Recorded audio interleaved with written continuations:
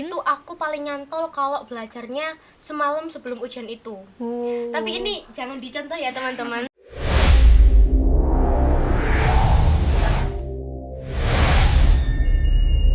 Be Bright School. Assalamualaikum warahmatullahi wabarakatuh. Halo semuanya, selamat datang di podcast Semabom. Bersama aku, Jian Safira. Kali ini kita akan kembali berbincang-bincang seputar informasi di SMA Negeri 1 Kebomas. Gimana nih kabarnya kalian semua hari ini yang di semester awal ini? Semoga kita tetap semangat terus ya sampai nanti di semester terakhir. Nah, di semester awal ini kita punya kabar gembira. Oh, boleh nggak ulang? Duh, kadung. Ulang ya. Assalamualaikum warahmatullahi wabarakatuh. Halo semuanya, selamat datang di podcast Semabom. Kali ini bersama aku, Jihan Safira, kita akan berbincang-bincang tentang informasi seputar SMA Negeri 1 Kebomas. Nah, gimana nih kabar kalian hari ini? Semoga kita tetap semangat terus sampai nanti semester akhir ya. Nah, ngomong-ngomong di semester awal ini kita punya beberapa kabar gembira. Salah satunya adalah peraihan peringkat paralel yang diraih oleh kelas 11 dan 10 tahun lalu. Nah, di sini aku udah punya dua narasumber yang keren banget. Mereka adalah peraih paralel nomor 1 dari kelas 11. Yuk langsung saja kita undang dua narasumber keren kita, yaitu Ibra dan Aprilia. Halo. Kalian ini dari satu kelas IPA dan satu kelas IPS ya? Iya, betul. Yang IPA yang Ibra. Terus April dipanggil siapa? Zahra aja. Zahra aja. Zahra dari kelas IPS. Nah, mereka berdua ini guys punya nilai yang kembar identik. Jadi ini tuh sama-sama paralel peringkat 1. Dan fun fact-nya, tadi setelah ngobrol-ngobrol, ternyata mereka juga dari satu SMP yang sama. Terus dari satu kelas yang sama juga waktu kelas 10. Nah, ngomongin soal paralel nih, aku pingin banget tahu gimana sih perasaan kalian bisa menempati paralel nomor 1 ini. Mungkin dari aku dulu ya. Ya, Jihan. boleh Zahra. Perasaan aku waktu pertama kali dengar kalau aku masuk ke paralel pertama, itu yang pertama pasti aja kaget. Tentu aja kaget. Terus yang kedua senang, yang ketiga agak tertekan dikit mungkin ya. Iya. Soalnya yang pertama aku memang bukan anak yang benar-benar ambis gitu kalau di pelajaran. Tapi kalau memang dibilang rajin lumayan. Jadinya aku nggak nyangka kalau misalnya aku bisa masuk ke paralel 1 ini. Oke, kalau dari Ibra sendiri nih. Kalau dari aku sendiri itu tentunya dapat kabar paralel 1 itu ya bahagia dikit ya. Kenapa dikit? Karena aku tahu karena kan di selama semester ini kan 4 semester sebelumnya itu juga alhamdulillah juga 3 besar. Nah, tetapi ada juga tanggung jawab yang saya beban. Soalnya dari dapat peringkat 3 besar itu aku harus bagaimana cara aku bisa mempertahankan itu. Dimana kan ada yang bilang bahwasannya mempertahankan itu lebih sulit daripada kita menggapainya. Kalau itu sih kalau dari aku. Ya, betul banget ya. Tapi ya intinya seneng banget ya dari Ibra yang awalnya memang udah di 3 besar, sekarang meningkat jadi nomor 1. Dan dari April, ini yang beda nih. April yang awalnya nggak pernah masuk 3 besar, tiba-tiba sekarang melonjak pesat nih ke nomor 1. Keren banget sih. Tapi sebelum meraih peringkat 1 ini ya, ada nggak sih perjalanan kalian atau kisah-kisah di balik itu, perjuangan kalian selama di SMA Negeri 1 Kebomas dari awal masuk di kelas 10 sampai kenaikan kelas 12 ini? Mulai dari aku dulu ya, Jihan. Iya, boleh. Kalau dari kelas 10 ini aku cenderung bukan anak yang tergolong aktif. Aku memang ngejarnya di pemenuhan tugas-tugas. Jadi catatan terus tugas-tugas dari guru itu aku lengkapin banget. Jadinya kalau misalnya di kelas aku fokusnya buat mendengarkan, bukan fokus buat ngejawab atau lain sebagainya, fokusnya itu bukan di aktifnya gitu. Terus untuk di kelas 11 sendiri, karena emang kelas 10 kan mapelnya campur ya, IPA IPS. Terus di kelas 11 ini aku masuk ke jurusan yang emang passion aku banget di IPS. Jadinya di kelas 11 ini aku mulai ngerasa kalau aku sendiri berkembang di kelas 11 ini. Jadi yang dari yang awalnya itu cuma diem aja di kelas, sekarang udah berani tanya dan lain sebagainya. Terus kalau misalnya ada yang kurang srek nih, kayak ini gimana, itu udah mulai tanya-tanya ke guru kayak gitu. Kalau dari Ibra? Nah, kalau dari aku sendiri, tentunya kan kita di kelas 10 itu masa peralihan ya dari SMP gitu kan. Dimana kalau saat SMP itu kan, kalau aku pribadi itu masih ambis banget lah ini. Jadi masih terbawa suasana di kelas 10 yang mungkin bisa dibilang ambis gitu. Tapi setelah berjalannya mungkin dari kelas 11 yang mungkin udah melewati beberapa fase di SMA Negeri 1 Kebomas ini ya, mungkin ada fase dimana aku udah capek, dimana aku udah kayak lelah untuk ngejar nilai dan lain sebagainya. Di kelas 11 ini mungkin untuk tingkat keambisannya kalau aku itu agak menurun. Tetapi menurun ini bukan berarti aku meninggalkan tugas, bukan aku meninggalkan kelas kayak pergi ke kantin atau gimana gitu ya. Nah, tapi kalau aku pribadi di kelas 11 ini mungkin aku bukan belajar yang seperti kayak kelas 10. Dimana kalau kelas 11 ini, kalau aku pribadi juga mungkin cara belajarku di kelas 11 ini cenderung yang sangat-sangat tidak efektif dibandingkan di kelas 10 sih. Jadi ya kelas 11 ini mungkin ya agak-agak menurun gitu, seperti itu sih. Oke, jadi ada perbedaan ya dari kalian berdua, dari Zahra yang semakin meningkat dan Ibra yang katanya cenderung menurun. Tapi kalian punya nggak sih kayak metode belajar gitu yang menurut kalian efektif atau mungkin yang selama ini kalian lakuin gitu? Kalau dari aku sendiri, Jihan, ini fun fact, aku sebenarnya kalau misalnya belajar buat ujian, itu aku paling nyantol kalau belajarnya semalam sebelum ujian itu.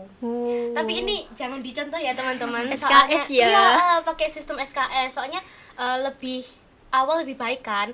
Tapi aku sendiri kalau belajar memang bukan harus sih, tapi kayak lebih nyantolnya itu semalam sebelumnya atau enggak paling beberapa hari sebelum ujian tersebut. Terus kalau aku sendiri buat metode belajarnya, aku biasanya lihat video dari YouTube, terus baca-baca materi. Nah, aku buat buku khusus buat belajar gitu. Jadinya aku materi-materi yang sekiranya perlu digarisbawahi, aku tulis ulang di buku, terus aku kasih kayak misalnya ini artinya seperti ini, cara kerjanya seperti ini dan lain sebagainya. Jadi aku harus nulis biar masuk ke otak aku kayak gitu. Kalau Ibra? Kalau aku pribadi, kalau kita metode belajar itu kan ada 3 ya sebenarnya. Ada yang auditorik, ada yang visual, ada juga yang kinestetik. Nah, kalau aku pribadi itu tergantung mata pelajarannya. Soalnya kalau aku pribadi kan IPA ya kebetulan. Nah, dimana kalau misalnya di biologi itu aku harus banyak-banyak membaca dan juga mendengar. Soalnya dari penjelasan-penjelasan orang lain itu tuh bisa lebih paham daripada aku membaca sendiri. Nah, kalau untuk mapel-mapel lain kayak hitung-hitungan kayak matematika atau kayak fisika sendiri, itu tuh aku terkadang bagaimana aku bisa melatih kemampuanku untuk latihan soal di setiap materi-materinya. Nah, tapi kalau kebetulan saat itu ada ujian, itu aku setiap harinya itu mungkin hamin sebulan itu aku udah setiap harinya mungkin belajar 30 menit minimal banget. Nah, tapi kalau udah hamin 2, hamin seminggu ujian itu mungkin meningkat lah untuk mungkin 1 jam. Nah, kalau saat hari ujiannya baru itu efektif banget untuk belajarnya. Sama seperti Zahra sih sebenarnya. Keren ya. Jadi buat teman-teman atau buat adik-adik mungkin 2 metode belajar dari Zahra juga Ibra ini bisa ditiru sesuai kemampuan kalian atau mungkin kalian juga punya minat yang sama seperti Zahra dan Ibra ini. Lalu aku penasaran sih, di tengah pelajaran, di tengah mengejar nilai ini ya, kalian punya nggak aktivitas lain mungkin seperti ekskul atau organisasi atau lomba-lomba di luar pelajaran gitu, ada nggak?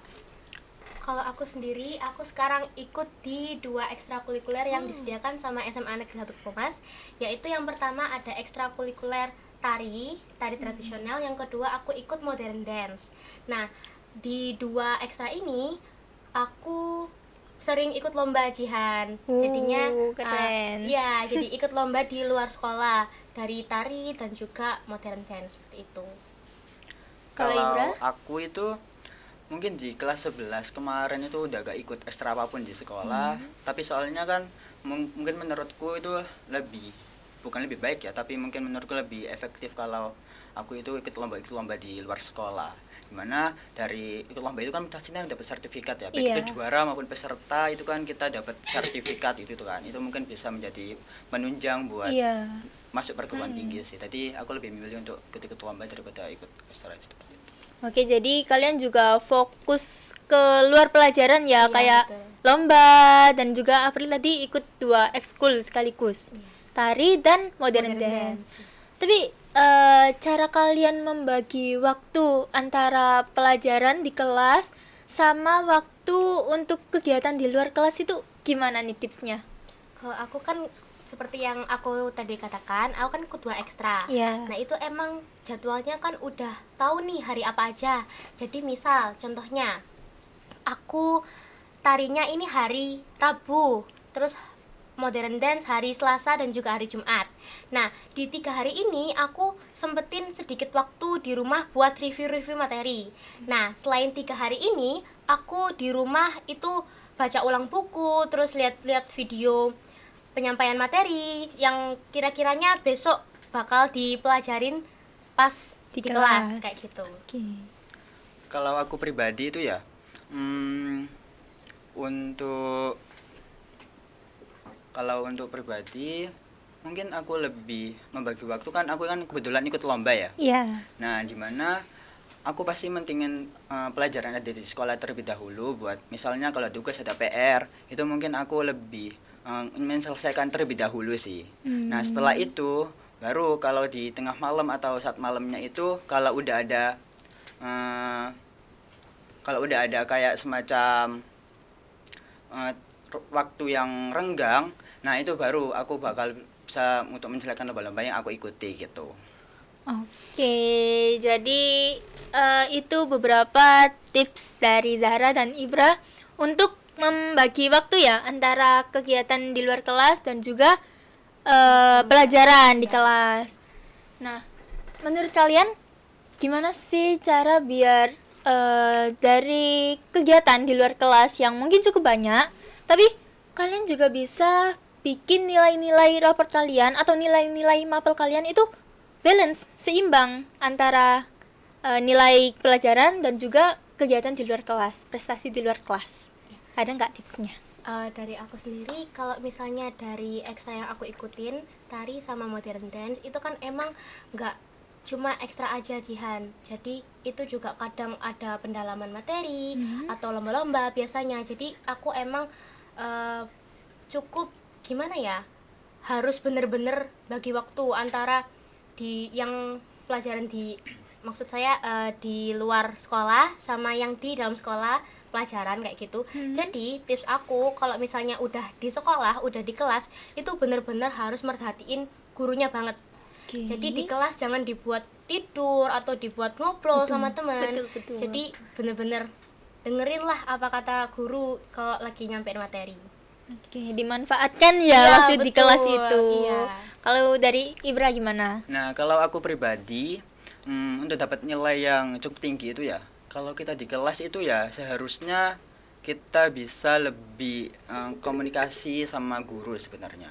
Dimana kalau kita berkomunikasi sama guru atau kita aktif saat bertanya atau aktif saat menjawab dari soal-soal yang ditanyakan oleh guru, itu biasanya kita mendapatkan nilai yang sangat bagus kan ya. Iya. Soalnya itu merupakan penilaian keaktifan. Iya, betul. Nah, tapi untuk tipsnya selain itu ya kita harus sama seperti Zahra sih. Kalau aku pribadi dengerin guru efektif mungkin dan mencatat apa yang disampaikan oleh guru.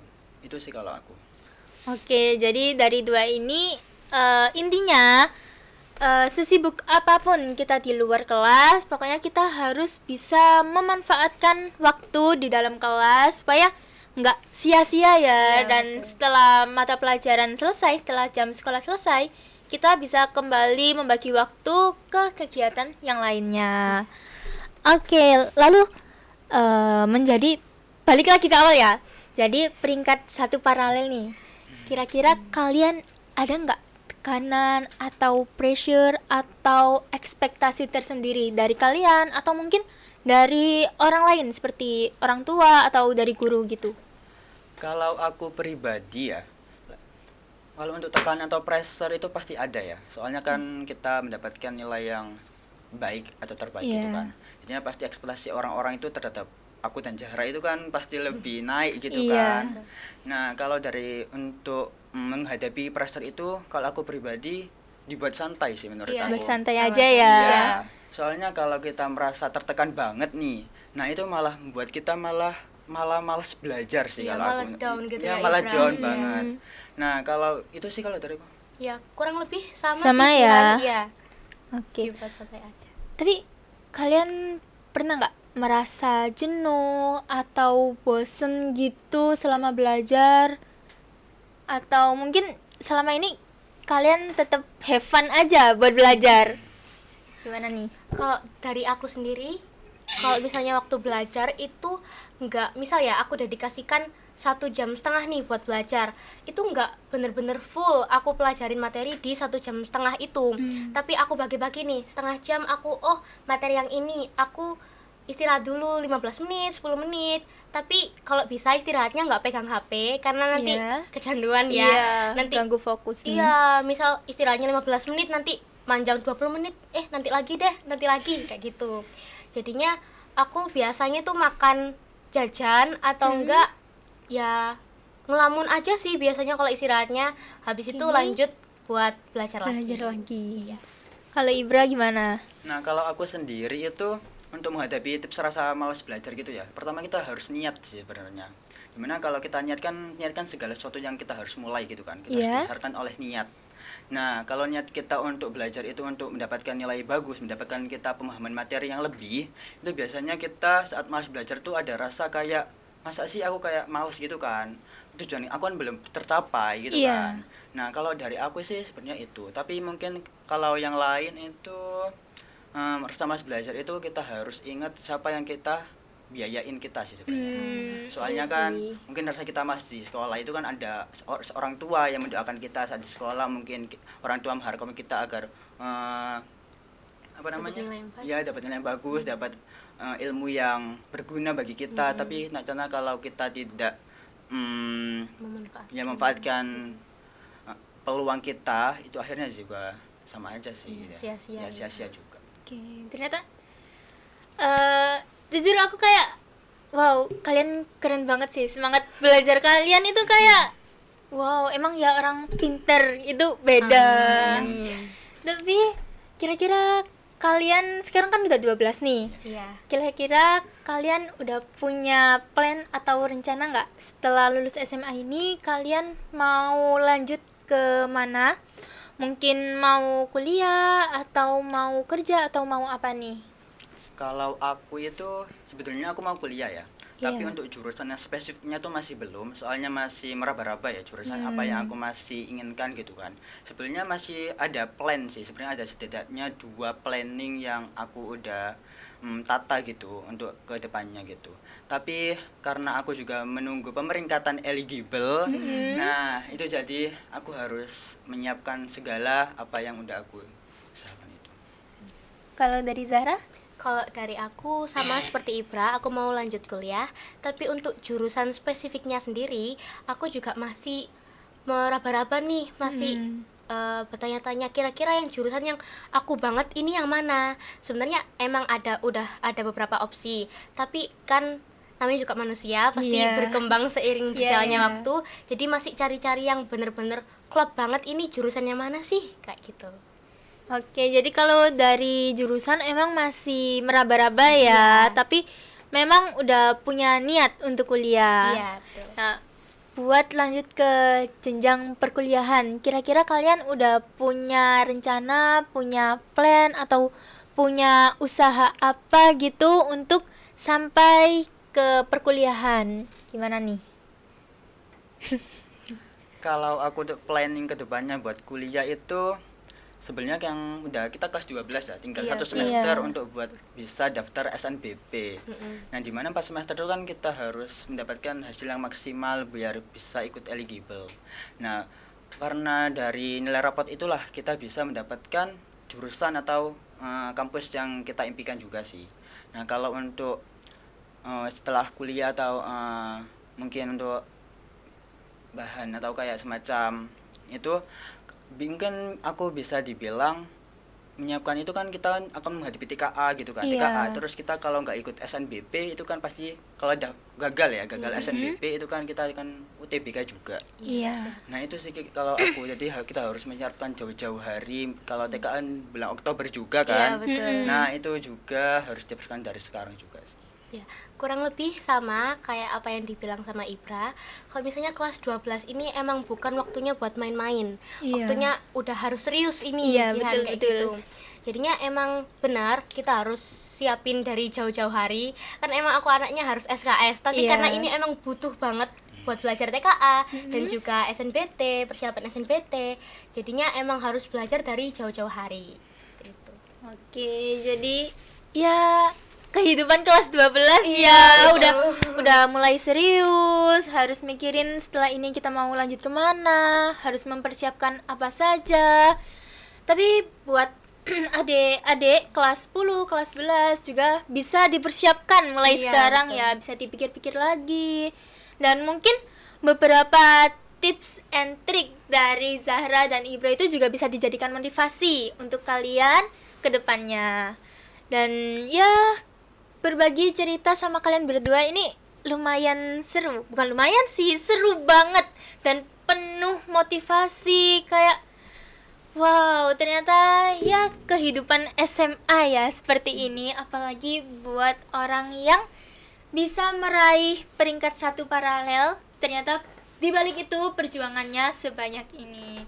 Jadi mungkin semoga podcast kali ini bisa menjadi motivasi untuk teman-teman dan adik-adik ke depannya.